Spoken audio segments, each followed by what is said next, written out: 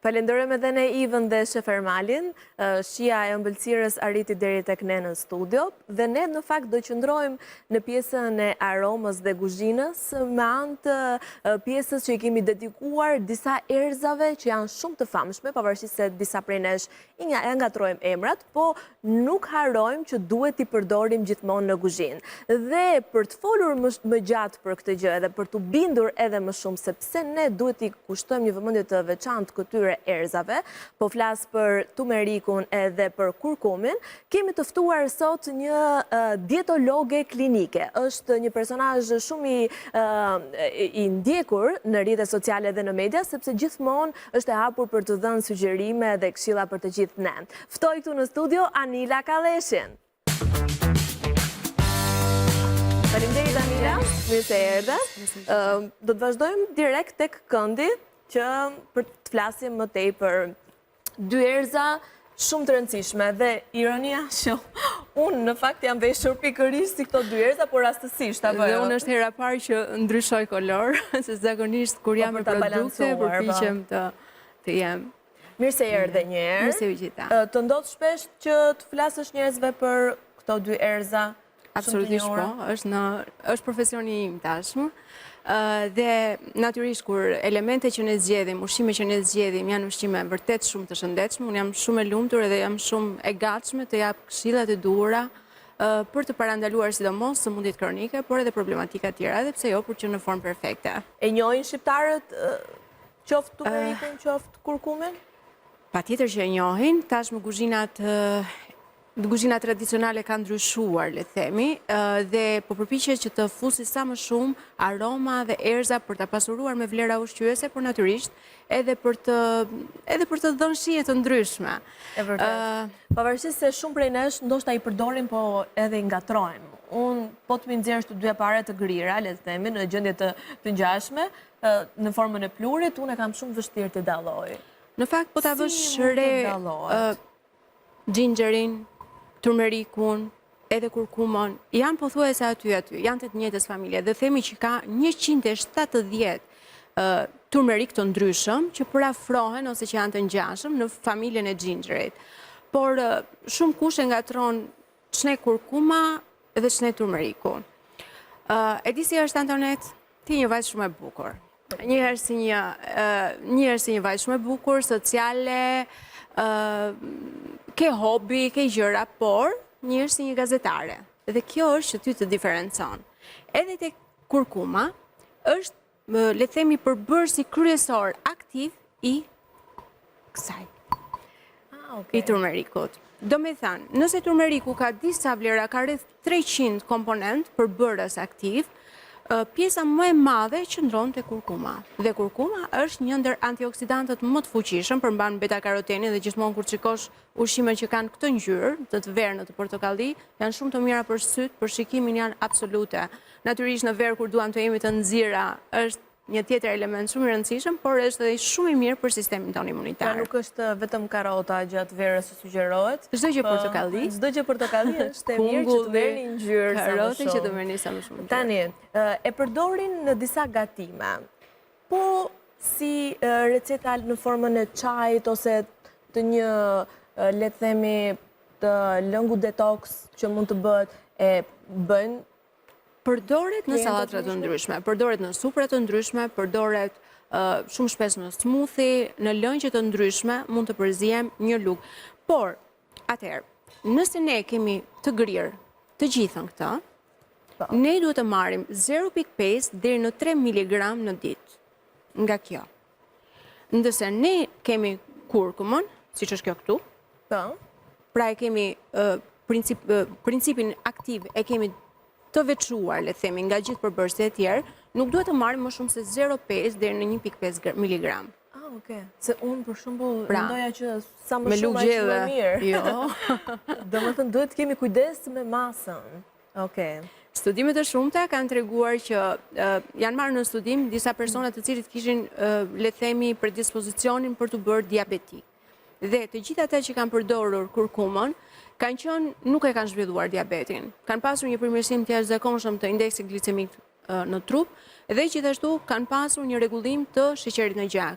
Ndërsa personat të cilët nuk arritën të bënin, por bënin smoothie me produkte të tjera, me gjëra të tjera, arritën ta zhvillonin diabetin. Këto sugjerohen që e japin efektin e tyre maksimal kur janë të gatuara, apo sa më të freskëta, si thash pak më parë, në qoftë se përfshim në smoothie, që nuk ka kaluar në temperaturë. Jo, edhe në supra, në risotto, edhe pse gatuan në procese termike, nuk është se arrin ti shkatrojnë, le themi, gjitha vlerat ushqyese. Ajo përmban shumë antioksidant, përmban zink, përmban proteina shumë të mira, fitokimikate, për flavonoide përmban pothuajse të gjitha vitaminat B kompleks, B6, B9, B12, ka vitaminë C shumë, le themi që nuk arrin të shkatrohen nëse ne i gatuajmë. Po natyrisht, në gjendje reale, po t'i konsumosh ashtu, kuptohet që vlerat janë akoma më të mira.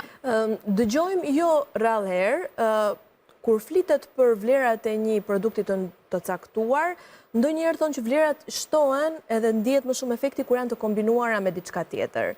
Në rastin e këtyre të dyjave. Dhe përthithja e kurkumës është e jashtëzakonshme kur konsumohet ose miksohet me pak piper të zi. Me piper të zi.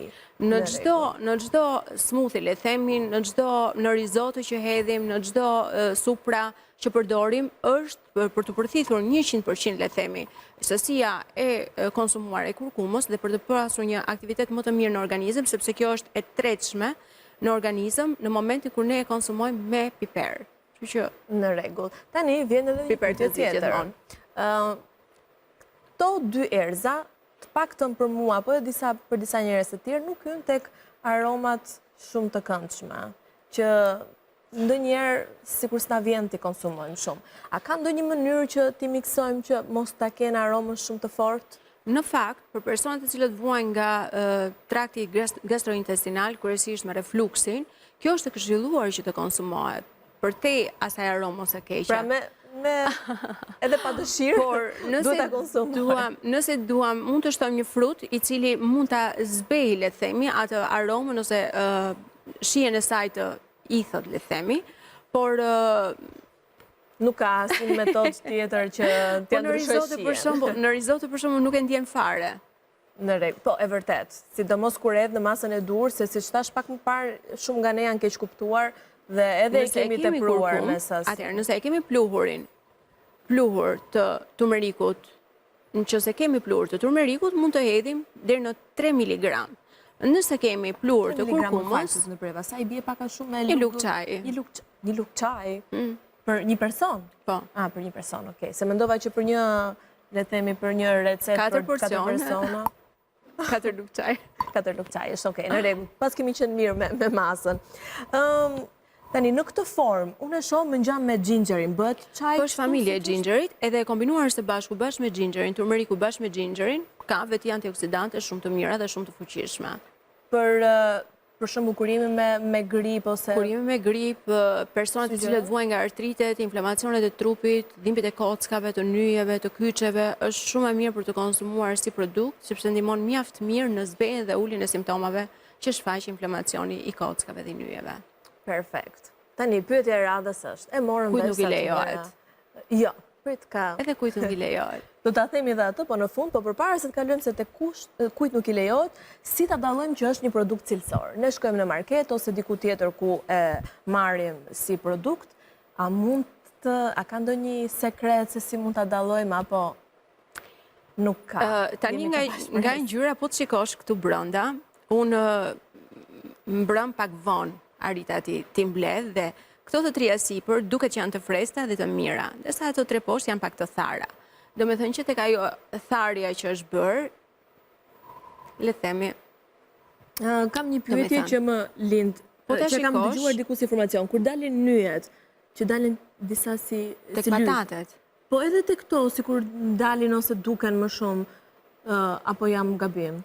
Patatet janë zakonisht që lëshojnë stythe pas këputjes. Edhe tek këto, si kur ndonjëherë... Nuk e di, më duket sikur nuk janë fiks kështu kaq perfekte. A duhet kemi kujdes nga ajo, domethënë? Duhet të shohim që të jenë gjithmonë perfekta apo nuk ka asnjëherë problem? Okej, në rregull.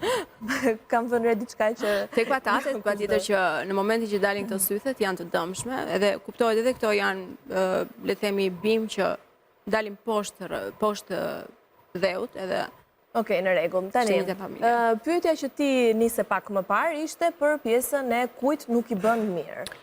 Nëse ne marrim hollues gjakut, kjo ndikon mjaft mirë, e thash për kolesterolin e lartë, ndihmon mjaft mirë për uljen e kolesterolit të keq në organizëm dhe për rritjen e kolesterolit të lartë të mirë, ndikon mjaft mirë në personat prediabetik, ndikon mjaft mirë në personat të cilët vuajnë nga artritet, nga inflamacionet e kockave, nyjeve, të kyçeve, gratë në periudhën e menopauzës do të ishte shumë mirë për të konsumuar, fëmijët në zhvillim natyrisht do të ishte një produkt shumë i mirë duke marrë antioksidantë, duke rritur mjaft sistemin imunitar, por në rastin kur ne marrim ilaçe, kemi interferim të tyre. Për shembull, holluesit e gjakut kur merren, është e mira që mos të konsumohet të paktën me tepritës ose mos jemi të fiksuar.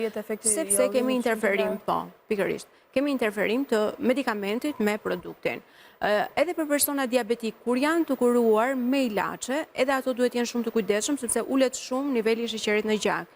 Edhe këto duhet jemi të kujdesshëm. Pra mund të themi që në këto raste duhet të ketë konsult me mjekun. Absolutisht po, për të parë kurën që po merr personi dhe për të parë pastaj ushqimin që po përgatit, çajrat ndoshta ose përdorimin e egzageruar le themi sepse gjithmonë njerëzit janë flasin për këshilla dhe po që ka i mirë.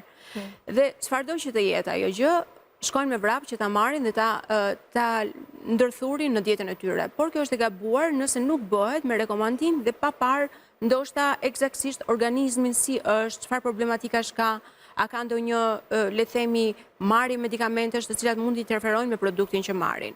Një tjetër kategori janë gratë shtatzëna. Edhe gratë shtatzëna duhet jenë shumë të kujdesshme që mos ta marrin me tepritës. Vërtet në këtë periudhë gratë përpiqen që të kenë le themi një sistem imunitar shumë të mirë, të fuqishëm, të kenë një ushqyerje shumë të shëndetshme, por abuzimi me sasinë e kësaj do të ishte e dëmshme. Kështu që do thoya, nëse duan ta konsumojnë sepse e dinë që është shumë e mirë, mund të konsumojnë le themi një dozë minimale dhe jo të shumë të shpesht, jo të përditshme.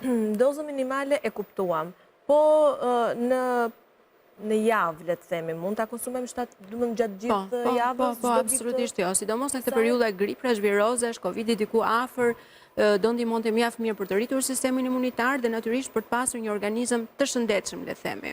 Se më ka qelluar jo pak herë të dëgjoj për njerëz që thonë për shembull kur konsumojnë një produkt shpesh, ndonjëherë kanë frikë se mos fitojnë alergji ndaj atij produkti. Funksionon kjo dhe me erëzat, ndjes dhe me produkte të ngjashme që përdoren për çajra? Natyrisht, kur trupi merr me tepritës ndoshta një produkt për një periudhë të caktuar kohe, ndoshta antitrupat, sepse alergjia është aktivizim i imunoglobulinave IgE, që do thotë, antikorpet tona aktivizohen menjëherë sapo ne i japim diçka, ndoshta të re, ndoshta diçka që vetë trupi e kujton si një diçka të huaj, jo të pranueshme. Dhe në rastin e alergjive, nëse ne konsumojmë pak pluhur, dhe shikojmë që kemi një skuqje të menjëhershme, kemi një kruajtje në një vend, një fryrje, një ajntje buzëve, ndoshta të syve, pra kemi një shenjë të menjëhershme, ne duhet ta ndalojmë, ta stopojmë menjëherë këtë produkt, sepse ky produkt është alergjik për personin. Kështu që për pjesën që nëse konsumon çdo ditë mund fitosh alergji nuk do të thotë. Jo, varet nga personi se sa i ndjeshëm është dhe sistemi imunitar i këtij personi sa agresiv mund të jetë, le themi, sepse ndodh që vetë sistemi imunitar e ngatron ose bëhet çorap, le të themi. E shikon si një trup të huaj dhe fillon ta luftoj. Por në rastin kur ne kemi alergji ushqimore ndaj këtij produkti, ne e kuptojmë menjëherë, sepse shenjat janë të menjëhershme. Është aktivizimi i sistemit imunitar. Por mund të ndodhë edhe që mund të jetë intolerancë ushqimore. Intolerancë ushqimore ndryshon nga alergjia ushqimore, sepse në rastin e alergjisë ushqimore ne kemi aktivizimin e sistemit imunitar, në rastin e intolerancës ushqimore ne kemi reagimin e sistemit tretës. Ndoshta janë zorët tona, stomaku ynë që nuk e pranon këtë produkt, dhe kjo shfaqet diku pas 48 orëve. Pra, nuk duhet të ngatrojmë shenjat. Nëse shenjat janë të dukshme sapo ne e kemi konsumuar, ne kemi një alergji ushqimore. Nëse shenjat janë diku 24 deri në 48 orë më mbrapa, kemi fryrje, kemi shqetësim, parehati, mund themi kërcitje të zorëve, meteorizma, gazra. Kjo tregon që sistemi ynë tretës nuk po na e pranon këtë ushqim, dhe është intolerancë ushqimore. shumë e vlefshme kjo në fakt, sepse i ngatrojmë her pas here pjesën e intolerancës dhe alergjisë. Edhe tek fëmijët sugjerohet përdorimi në sasi Kuptohet përpara moshës 2 deri në 3 vjeçare, unë nuk do ta këshilloja sepse janë shumë të vegjël dhe sistemi i tyre tretës është shumë i ndjeshëm. Do preferoja që kjo të fillonte diku pas moshës 3 vjeçare, të fillonte në sasira shumë të vogla, për ta parë nëse fëmia e toleron, sistemi i tyre tretës e toleron apo jo, qoftë në risotto, në gjëra të pranueshme po themi, ndoshta në një smoothie me një banane e cila ka pak sheqer edhe e kamuflon ndoshta shijen. Këto smoothie me fruta është pak problem sepse pastaj ndihet shumë aroma. Okej. Ndërsa kam testuar po. Për ata që duan të humbasin peshë, në qumështi le themi bajames ose jarës kokosit ose qumshtet bimor le themi, por edhe qumshti shtazor nuk është i mirë. Edhe qumshti i dhis do të ishte shumë i mirë, po zakonisht në një periudhë të caktuar ose tashmë le themi ka filluar të ndryshoj pak qasja rreth bulmetit, ndoshta me trajtimin që i bëhet kafshëve me hormone apo gjatë rritjes apo me antibiotik të ndryshëm, dhe këshillohet që të shmanget sa më shumë, pasi njerëzit po fillojnë të kenë mjaft intoleranca ushqimore, qoftë ndaj laktozës ose kazeinës, që është sheqeri, kazeinës që është proteinat e qumshtit. Dhe ndoshta për të shmangur këtë, le thoja që në qumshtin e bajames, në një qumsht bimor që ne e bëjmë vetë në shtëpinë tonë, pa atë sheqerin e famshëm ose konservantët që gjenden nëpër dyqane, të hedhni një lugë nga turmeriku ose kurkuma do të ishte shumë e mirë, po. Ju garantoj që brenda një kohë shumë të shkurtër do kemi më pak dhjam në bark, pra një bark të shesht. Që nesër të gjitha gocat dhe zonjat nga shtëpia duke u zgjuar në mëngjes me gotën e qumshit bajameve dhe një lugë turmerik ose kurkum. Dhe për trajtimet e fytyrës, për akne, psoriazën, për dermatitet e ndryshme është shumë i mirë. Pa llogaritur që tashmë në trajtimet kozmetike një pjesë e madhe zë dhe kurkuma brenda. Falenderoj shumë, Anila. Në maskat e fytyrës është e jashtëzakonshme. Çdo bisedë me ty, sidomos kur je e ftuar edhe e zgjerojmë bisedën edhe për teleshikuesit dhe miqtan të dashur. Ishte kaq pjesa e rubrikës që i kishim dedikuar turmerikut dhe kurkumit. Bashkë do të qijmë përsëri për të folur për ushqimin, për dietat, për vlerat ushqimore të tjera, po për momentin do të kalojmë në një hapësirë tjetër dhe do t'ju lënë në shoqërinë e Ivës.